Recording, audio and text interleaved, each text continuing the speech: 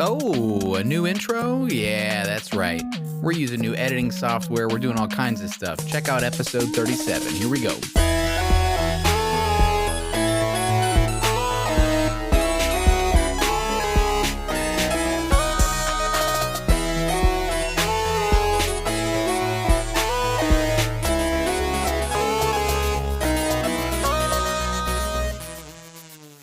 Hello and welcome to Grass Touchers, the show where the three of us pals talk about video games and how we don't have enough time for them, and you get to not only hear our luscious voices, but see our beautiful faces. Surprise, surprise, we have done a video pod. What up, invaders? Let's do this. Jared, how we doing this week? We're doing good, man. I think I don't have anything crazy to report except for more Tarkov, less Dota, which is okay. Not something that I'm not trying to work Dota out of my life. We've just been enjoying Tarkov and it's cool. It's fun to actually enjoy that game that I bought a long time ago and never really. It's so long ago. I logged into my account and I was like, when did I buy this game? What? Yeah. 2020. Wow, really? Yeah, dude. Has it been that long? The 13th of January, 2020. Dang, that game still sucks. It's like 4 years? That's crazy. I know. Well, they released PvE, and it is pretty fun, and we've been having a great time with that. Other than that, hot outside, and I've been working and trying to squeeze in some Tarkov when I can. Douglas? Yeah, not much new on the video game front for me.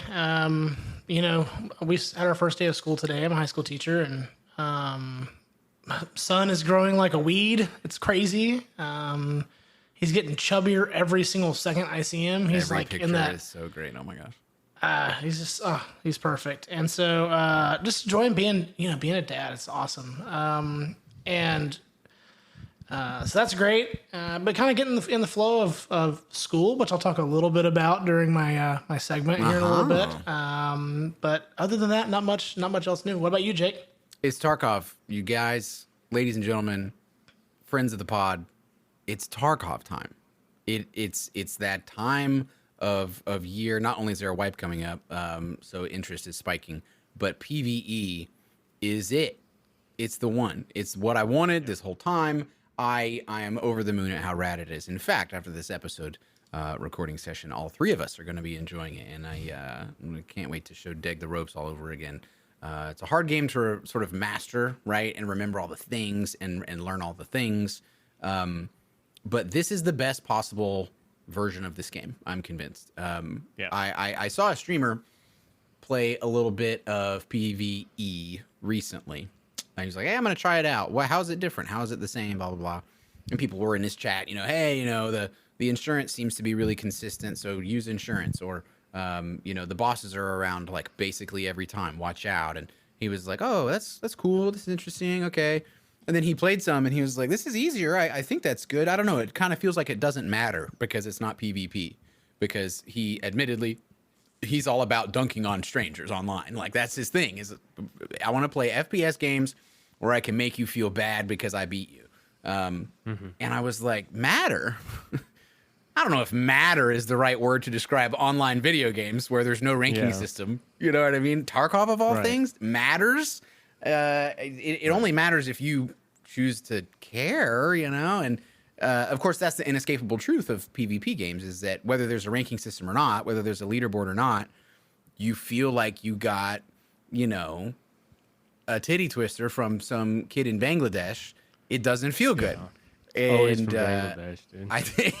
And it's like I shouldn't lose, I'm better, and then like here in 2024, this is why we have toxic gaming culture, right? Is because back in the day, we played Halo 2 online with our friends and called each other the N-word. And it's like, this is the logical conclusion of competitive online games. But what I'm hyper aware of at this point is that I'm too old for this. And I just don't care. I don't feel the need to dunk on anyone. Occasionally when we play something in PvP, I do tend to be okay and hold my own, the PUBG sessions or whatever, but I think I'm cool with not having to deal with people for a little while, and maybe there'll be a game that comes along where we do have some PvP action in our life again, and that'll be fine. But I'm loving it. So I just want to talk about that a little bit. Me and Jared probably have a couple of war stories. I played yesterday on Factory, which is a very close quarters, kind of fun map. In the PvP version of Factory, it's just all, people trying to kill each other. There's some quests that you have to do on Factory that are like inherently toxic. Is it and Jared, you'll have to help me with this. Is it frag grenade kills on Factory in that one? I think it's you have to give Tagilla a Bangladeshi titty twister. That's it. That's it. Really You got to hard. walk right up to him with no gun in your hand. Yeah. You do have to get frag kills. Yeah, that's one of them. It's like, isn't it like 15 or something? It's stupid. And there's a Yeah. season, and because of the way the game works, once there's a wipe, there's this progression from like quest 1 to quest 2, and now you have quests 3 through 5 unlocked, and now people are doing those, and some people are already over here because they don't put the game down. Some people are super good at chaining quests together, so they knock them out, at the same time. And one of the things that always killed me, literally, was I would go to Factory for Stirrup, where you have to kill 3 PMCs with a pistol on Factory. Or it doesn't have to be on Factory. Do I have that right? It's just that Factory is where it makes the most sense to do it. Factory's where it's the easiest because you just load in and like maybe even get lucky there's somebody else trying to do it and you guys just have a gun battle and it's over quick. Yeah. It's Factory is both the most painful and the most painless because it's probably going to be over quick whatever happens. But here's the thing, in PvE, the PMCs are all AI. The scavs are just as dumb as ever. And as long as you like tap their face, you're probably fine. And bring grenades because, as I found out last night, you can kill Tagilla with a lucky grenade, and that freaking rocks. I grabbed a bunch of his stuff. Is Tagilla a boss? Tagilla's a boss. He's I think in our last episode we described him as like a methed out, crazy, shirtless Russian, which is exactly what he is. And so there was that, and then me and Jared had some customs. Customs, I think, is the map that you've played with us, Dag. Yeah. It's pretty sprawling, couple of different kind of environments. There's like old gas station, new gas station. There's this warehouse, that warehouse, all this stuff going on, the dorms. And we had this one place that is frequently called Stronghold because there's big bads in there very frequently. And we got to where we're kind of farming it, where we're going there with like long range scopes if we got them. And we're just like where we had the most success was we would split ourselves up like 90 degrees.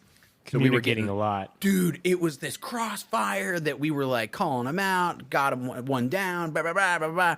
And we brought lots of meds because they shoot back, in a very sort of aimbot, unfair kind of way. But yeah, it rocks. And I feel like you have a much easier time just enjoying the actual gameplay. Because again, the moment to moment gameplay, as we've said, is incredibly atmospheric and very, very good. The gunplay is sick. And that sort of tack shooter realism sets in to a degree that's like, you're just absolutely sucked in. So, Jared, do you have any more to say about it? You got any stuff you want to share about that? No, not really. I think there is a wipe soon, and with the wipe comes a patch, and with the patch comes some new stuff. Yeah. I don't think it's anything super groundbreaking. I know that we're going to get the Desert Eagle, which is cool. Yeah. I don't know if it's going to be the 50 cal version or not, but that round is in the game. Actually, I don't know if that round is in the game. I don't think that round is in the game. only round I know of that's 50 is the shotgun slug that is like a single 50 BMG round, like in a jerry rigged into a shotgun shell. So yeah, they'd have to bring in the 50 AE for that. I don't know if they're going to do that. It'll only be the they make it a 74th 257. ammo type in the game. I'm sure they won't mind. Yeah, why not? What's one more? What's one more? Yeah. And not to mention its variations. AP. I don't know if that's a thing. If they make AP 50 caliber AE rounds. Oh, they make all kinds of stuff. They can. The sky's the limit. They can invent things. They can make real things. Whatever. Yeah. I'm not an expert on it, but it'll be cool. Aside from that, I will say, just to speak some realism into our advocacy for this game, the AI is bad. We talked about it last week. The AI is bad, and it can be really annoying. But like, if you can get past that, you're gonna have a great time because this, unfortunately, is the only place to get this experience. I've been following some of these other. I know it's the only extraction shooter that's like so fleshed out right now. I think there's others that are gonna try to break in, and it'll have its work cut out for it. But Yeah, Arena Breakout Infinite just went into early access. I know that, so like you can get into that game. I don't know about the DMZ one. I haven't heard anything about that. But other than that, I was just gonna bring up one quick thing.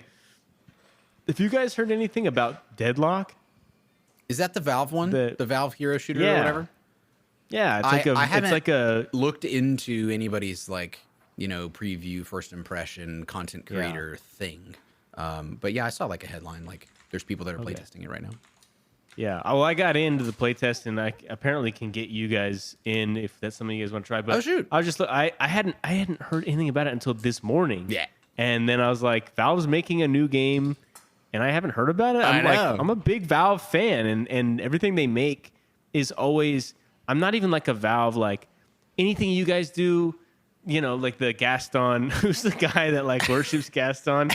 Nobody makes games that are as fun as Valve. Nobody makes games that are as, I'm not doing that. But like they have a reputation. Are you quoting Beauty and the Beast right now? Dude, don't worry about it. I think it was the cool version of Beauty and the Beast for, hold on, let me check. Yeah, it was called Beauty and the Beast for guys who are awesome and have huge, dude. So that's what I watched. I don't know why. It's weird. I think that's cool. I'm excited to check it out. What's the window for Deadlock? Do you know? Like sort of a open playtest beta something or other? Does it close at a certain point? It's like an early alpha, I think, and they don't even have a store page for it. Oh. You can get into the playtest pretty easy. I'm not going to try and be like, yeah, I'm in because I'm special. It's like you can kind of invite everybody if you have it already. But I enjoyed a game back in the day called Monday Night Combat, which was like a MOBA shooter, third-person shooter, and it's going to be kind of like that. And it's interesting to me that they're making this because Dota is already, in my opinion, the best MOBA out there. There will never be a better one. I have a bumper sticker that's what's the guy the cartoon tiger and the kid. Calvin and Hobbes. I have Calvin pissing on League of Legends on the back of my car. So like I don't think you need to make another MOBA Valve. But the fact that it's like a third-person shooter tells me that they're like, hey, people like MOBAs, people like shooters, but we don't have a MOBA that people can enjoy like on the Steam Deck yet. Ooh, and so like maybe that's where they're going with this, which I think is great. That could be I love the genre. A killer app. That could be something that really moves hardware from a Steam Deck perspective. And I've honestly, the only thing I've been playing on my Steam Deck here lately is like Rocket League when my kids are like getting ready for bed and they're doing their thing, and I'm like getting in 5 minutes of Rocket League. Right. I just haven't been in the Steam Deck sort of like mode right now, but I've got a work trip coming up at the end of the month where I would like to have something rocking on my Steam Deck. I think that'll be my chance to get back into Eldeg Ring, by the way. Yes. Speaking of which, real quick before we shift away from Tarkov, I just wanted to upload this. I just found this while I was talking to Deg, and right as he said that he'll play Tarkov with us, I just dropped it in the chat. Look at this. Look at this weapon I found on the flea market. In the chat of the pod? Yeah. I don't see it, but I believe you. Oh, maybe I should send it. Did you put it somewhere else? Oh, you didn't actually send it? It should be there now. Oh, well, that's got to be a great weapon. Oh, look at that. I'm going to have to zoom in on this thing. Copy link. Gib. Yo, that's sick. The Deg Tire Rev? Yes, Deg Tire Rev RPD. and it looks to be an LMG with a big box mag, which I don't know if you guys know, but back in the day, Deg seemed to gravitate towards the M249 saw on PUBG. So that's true. We're gonna need to get our hands on all coming together. Deg Tire Rev so hard. Oh man, that's sick. So that it can be lost immediately. That sounds sick, and we should absolutely do true. That. That's right. Let's make sure I have that gun so I can go lay in the grass and not contribute in any meaningful way. That's a perfect lay in the grass gun. A LMG, dude. Just lay it down. Well, speaking of Dag, tell me about your segment here, Dag. I see something about cell phones. Looking out for the youth, are we? I am. I'm the only one looking out for the youths. So I'm a public school teacher, a high school teacher. Right. And cell phones are a real problem in public schools right now. There are several modern conveniences that are big problems. And what I mean by big problem is anything that is distracting students from doing the thing that they're at school to do, which is to learn, right? As I said to the students today, the U.S. government made a decision a long time ago that you were required by law to go to school. And as I am a employee of the U.S. government, it's my responsibility to make sure you are learning in school. And so I think kind of the two things right now that I've been teaching almost 10 years full time. And the two things that are, I would say, the biggest problem in public education right now for kids are vaping and cell phones. Right? Those are the two biggest distractions. Yeah, dude. And there's, obviously some purple-haired person who's going to say, well, actually, school shootings are the biggest distraction. And so, okay, whatever. But vaping and cell phones, right? Vaping is a huge problem because it pulls kids out of the classroom frequently, right? Yeah. And then cell phones are a problem because while they're in the classroom, it pulls them away from learning. And so my school has decided, like many schools are doing right now, has decided to implement a new cell phone policy. And our new cell phone policy is that during class, you cannot be on an electronic device, a smart device, that are including smartwatches, tablets. Our students are on a one-to-one Chromebook situation in my district, so the district issues every student a Chromebook. So they can't use that excuse, right? Right. Includes AirPods or earbuds. They can't be listening to music in class. So during class, you cannot be on your cell phone, smart device for any reason other than educational use as instructed by a teacher. So, for example, you can, Kahoot, baby. Kahoot. Like you could use Kahoot, or if your teacher says, take your cell phone out and go to Google and type this in and tell me what it says. You could do it. However, you cannot a kid can't say, oh, I was just looking up, the study guide. No, unless a teacher tells you to use it, you can't use it. Right. And why does your phone say big booty Latinas? That's what you're writing your paper on? Some poor kid who's never not had a phone in his hand is on his TI-84 trying to type in like big titty goth girlfriends. This isn't working, teacher. This isn't working. How do I get the TI-84 on the Wi-Fi? I don't understand. Can someone share a good VPN with me? Now what it does allow is during passing period, they can be on their cell phones as much as they want, right? And what the kind of the nomenclature has become in the school is pouch or backpack. So they provided those shoe hangers that go on the backs of doors. They provided those it's like a for phone every pouch classroom. now. I've seen that. That's sick.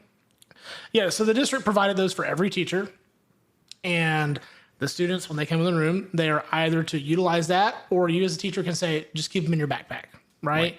I better not see it, because if I see it, which would be when you're ready. That's a follow-up question I have is like, maybe you're going to get to that, sort of the consequences and like what to do about it. How is it enforced? Yeah. Yes, I will get. So I'll just tell you what the consequences are. The first offense is a lunch detention. No warning. First offense, nice, dude. Let's go. Lunch detention. Second offense, it goes to after-school detention, so on and so forth, up until the point where you get sent to alternative school after like the seventh offense, using your cell phone when you're not supposed to be using it. It's pretty strict, and I love it. That's kind of rad. Yeah. And I'm going to rattle off some statistics for you guys here, provided by the school that I work for. Yeah. And the reason I'm going to rattle these off is because I'm not trying to to color your opinion or sway your opinion either way. I know, Jake, you were in the classroom not that long ago, right? Yeah, for 5 years. Yeah. And I'm also not trying to be like a dinosaur here. Like, I get that cell phones are a part of culture. Right. But my principal brought up a good point. He even said, like, us adults, we have a problem too, right? Yes, we do. And I asked my kids today, I said, how many of you would admit you're addicted to your cell phone? And every hand went up. Yeah. Every kid's hand went up in the room, and mine included, right? Right. So here are some statistics. Studies have shown that 97% of students use their phone during the school day. 97%. It takes a teenage brain up to, I don't know where they got this one, but I'm sure it's true. It takes a teenage brain up to 20 minutes to refocus on a learning task after having been distracted by a text message. Or fill in the blank, some other thing on their phone, probably. Yeah. Yes. Limiting smartphones in class has been shown to lower the incidence of bullying for both girls and boys. 46% of heavy smartphone users experience cyberbullying on their phones. So almost half Right. of people who use their phones a lot experience cyberbullying. A study in 500 teenagers found a positive association. I had to explain this to my kids today. A study having a positive association doesn't mean a good thing. It means they're directly related, right? Yeah, positive correlation. Correlation, right? Between social media use and poor sleep quality, anxiety, and depression, For real. Yeah, dude. right? And then these last two are kind of scary. The chances of students cheating in classroom decreased dramatically without phones, and 1/3 of students admit they cheat regularly using their phones. And then last one, the average student checks their cell phone 144 times during the school day. What a Right? study. That's so important to have that number because it's as staggering as it is. Like, if you asked me to put a number on it, I just would have no concept. I have no idea, but that's nuts. Yeah, and I illustrated it to my kids because I started reading these statistics. I read them about the same speed I read them to you guys. And I said, for example, and I pulled out my cell phone and I said, since I've been speaking to you about these statistics, I have received 7 notifications on my cell phone. Yeah, dude. And I think one of them was like you guys, actually. But it's, man, guys, it's a real problem, right? And I mean, I've been teaching almost a decade now, and look, kids had cell phones 10 years ago, right? Right. But even in 10 years, the focus and the attention span of students has just gone way, way down. And I think phones are a huge part of it, and there's so much, it reminds me of like a thing I tell the kids a lot about how, I'm a high school, I'll say coach, because I don't want to get doxxed, but we send out messages to the kids like, hey, here's the schedule for the week. Make sure you remember this. Don't forget your black socks. Make sure you remember your water jug. Don't forget to eat. Like all these reminders. Oh, by the way, practice starts at this time. And it doesn't seem to help, right? When I was in high school, gave us a piece of paper on Monday with all the events for the week and said, make sure your mom puts it on the fridge. Yeah, because that was the norm. Yeah. And guess what? Magically, when we got home from a football game at 1:00 in the morning, my mom was sitting in the parking lot. Like, she didn't have to get a text message when we were on the way back from the game saying, don't forget, we'll be back in an hour. Gosh darn it. Don't forget your human child. Yeah, exactly. And now you literally have to I know this struggle from when I was teaching because I was a coach. Every year that I was teaching, I volunteered for a incredibly mediocre stipend to coach like overflow soccer and volleyball, and because those are the two sports that I played when I was in middle school and high school. And it was so frustrating to me that I had to rely on a cell phone, either mine or the kids. I would say text your parents, and then I would do what I could to get in touch with parents. Like, how do you not want the kid back? Like, do you want us to take him to the police station? Because that's where they're about to go. Like, are you going to do your job? Or like, what's up? And the truth is, and I'm sure you'd agree with this sentiment, the parents are just as bad as the kids a lot of the time. There's a generational difference. I think because their brains are younger, they have a harder time like unlatching from the phone.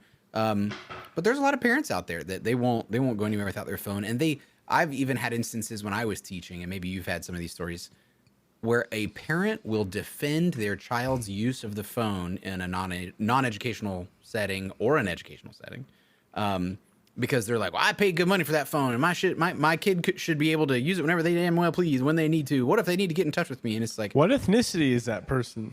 They are from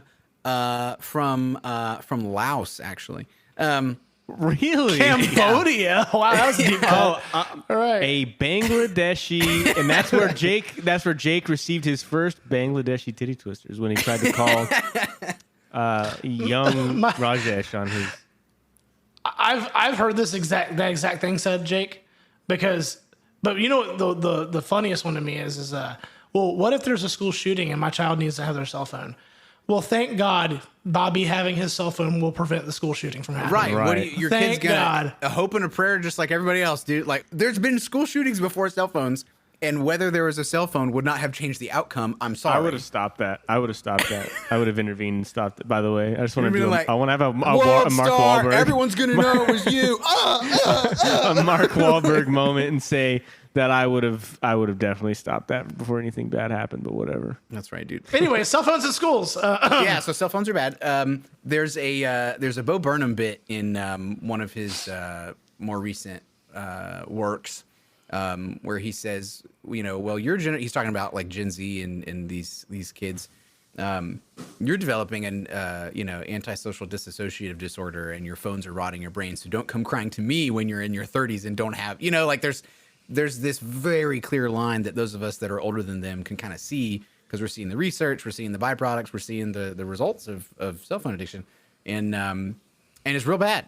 And there's countless articles, and there's countless documentaries of what social media does to people. And I think if there's one thing that I most regret, like getting addicted to, because I'm a nicotine user and I used to smoke and blah, blah, blah, right?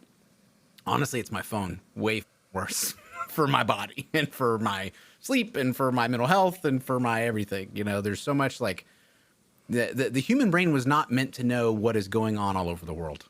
You are not supposed to know about the war in Israel right now. You're not supposed to know, actually. You were not designed to carry the weight of the rest of the world's burdens on your shoulders or in the back of your head.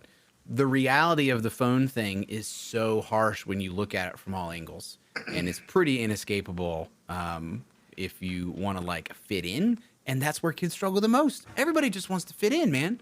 Everybody has acceptance problems. Everybody has anxieties. Everybody has like a thing that they want to like fit into, whether they admit it or not. And FOMO, right? The fear of missing out on what your friends are doing, or what do people think of my thing? When you tell a kid that, they don't believe you and they buck at it and they say, no, I don't care. I don't care what other people think. Why are you wearing that shirt today? And it's like a shirt with like a band that everybody listens to, and it's like, they don't see it because they can't see the forest for the trees. They're in it, and they don't realize. So sometimes you just got to force their hand. And it sounds like your school district is doing a bang up job. I'm super stoked on that. And I'd be very interested to see how it turns out. They're getting got from both ends though, because I think all kids see now online is like there's acceptance for all of the bad things that people shouldn't do, and then there's a ton of pressure to like be as good as the best people on the planet, who are people who are like autistically good at pogo stick. You know what I mean? It's like it makes it impossible for you to want to do anything that you enjoy unless you're the greatest at it. And I'll never be that guy, so what's the point? Right, so I'm not gonna try it. So yeah, I think there's some serious I get weird. standstill. What my algo is so strange. Maybe this is an everybody thing, but sometimes in my algorithm, it'll be like, bet you've never seen the inside of this particular kind of Lamborghini that they only made 5 of. Check it out, bro. Right. And on the inside, it's like all leather and marble and baby duck clips and just all this stuff. Everything is made out of the rarest animal possible, and like the inside of it is just grotesque and gaudy and beautiful if you care about that, Right. which I don't, right? And I'm like, I don't need to know that this exists. You know, Yeah. Now all this does to people is make them feel like, oh, I'll never be able to drive that. I'll never be able And to touch kids that. walk away saying, "I wish that I was a sheik. And the only I way you're wish gonna I get was that an is to oil be- baron." Yes, dude. The only way you get that is oil baron money. Yeah. And there's just no point. What in, we like, need to wishing do- for that. What we need to do is we need to put the phones inside the vapes, so that way kids can smoke Instagram, get cooked off Instagram in between class, and then they can do both at the same time, save all that time, and And- then they can spend all their time learning when they're in class. That's right. Problem Just solved. speed up the process of Instagram ruining them. That's right. Hey, Kamala, Well, get on it. and Let's see it. Jared said a second ago, he said like the kids on one end they're seeing this acceptance of it's acceptable to do bad things, right? Is that what you basically said, Jared? And that's a And huge to, pro- and to be fat and to suck. Hey, Yes, dude. yeah. So, No, I don't mean no. no, not you for some reason. You're not. But no, I sent Jacob what I thought was a really funny meme the other day, or maybe it was yesterday. Of oh gosh, what was it? This is the guy saying, "I'm tired of hearing normalize this, normalize that," and it was like, "How about you feel shame for once?" Yeah, For real. And I was dude. like, That's a big thing yes. that's going on. That's a big thing. The bring back shame thing. People are like actually starting to get behind that a little bit. They're like, all right, we actually do need this. yeah. We can't have people in dog and cat, horse, gimp costumes walking each other down the street and like pissing on fire hydrants and having sex with each other in alleys. There's a reason why we don't do that historically. It's bad. That's It's bad. Was it Jared or Greg? One of you guys sent me a video of some guy chained up at the throat by his girlfriend, and he It was was like me. crawling. It was Greg, and he like at a certain point he like sits on the ground and sticks his tongue out, and she like ashes a cigarette into his mouth. No. And it's like But it's real. This wasn't staged. It's like an actual. it was like yeah, real. yeah, And this guy on his phone is like, "Hey, can you explain to me what the is going on between you two?" And she's like, "He likes it, you know." And he's like, "I do. I like it." It's like, ugh, why, God? Dang, that's so sad, man. That's really sad. past sad. It's like, Yeah. wow, dude. Well, Yeah. I think I'm going to get what are you back on gonna do? that bring back shame train, dude. let's do it. Let me get some shirts made. That's right. Start bullying people This is a online. shirt. This is a black shirt that says "Bring Back Shame." Yeah, man. Love it. Bring back shame. Make America shame again. Yes, dude. Davis Phillips 2024. Yes, dude. With Make America on the shame back. again. wait, Wait, what? wait. No, Good luck editing this episode, Jay. It's going to be a edit. Maybe this Our will just, first video episode. yeah, woo! They're gonna be like, "Shit, how come there's so many jump cuts?" And like, I'm gonna try to be slick with like little static, like whoop whoop whoop whoop whoop whoop whoop. I And it's gonna think be- that we it's should. gonna be impossible to follow. It's Jared's just gonna be like, I'm gonna Yeah, you have, just freeze my screen and me like this. yeah. I'm gonna have a master's degree in video editing after this. Like, Jesus. Yeah, dude. Very Oh, cool. man. It's gonna be sick Let's- though. Maybe we're I'll make it sitting a at about bonus. 35 here. You know what we could do? Not that I expect this to like take off, but we could make certain things, especially if we do something that's a long form bonus. You can do bonus episodes in Spotify, and the only way people can check them out is if they pay. That could be something we do where it's like, hey, $2 a month, you might get a video a month. I don't know. Check it out. And then like, We can't in good conscience take any more of Tyler's money. We already made him buy PUBG. We already made him buy PUBG and got him hopelessly addicted to it. So oh man, that's funny. Well, hey, Deg, thank you for that segment. I think it's extremely grass toucher of you, and right in line with a lot of things that we say on this podcast. You got to get out there. You got to put the phone down. You gotta be a real one and not just exist as a terminally online reply stand bot guy. You gotta be a real person with things that you do, and you gotta move your body and stop sitting down all the damn time. You know, you gotta do it. Yeah. Well, folks, I think that's going to wrap her up for us. I appreciate you tuning in, and I hope you enjoyed this funky little video I had to edit a lot. And I appreciate you checking it out. Be sure to follow us on YouTube, on Instagram. I know we were just decrying Instagram, so actually maybe you should delete Instagram. Think about it honestly. Put If this you have a episode problem, in your vape you know, and smoke it. I mean, I think that maybe that should be the title of this episode. Put this in your vape and smoke it. yeah. Kids these days in their vapes, their vapes to gram. Back in my day, we used to put our podcasts in our vape and smoke them. Come on, kids, get your Instagram suppository over here. Right into the bloodstream. Even more to edit. Gross. Until next time, folks, get out there for real. Put the phone down and touch some grass.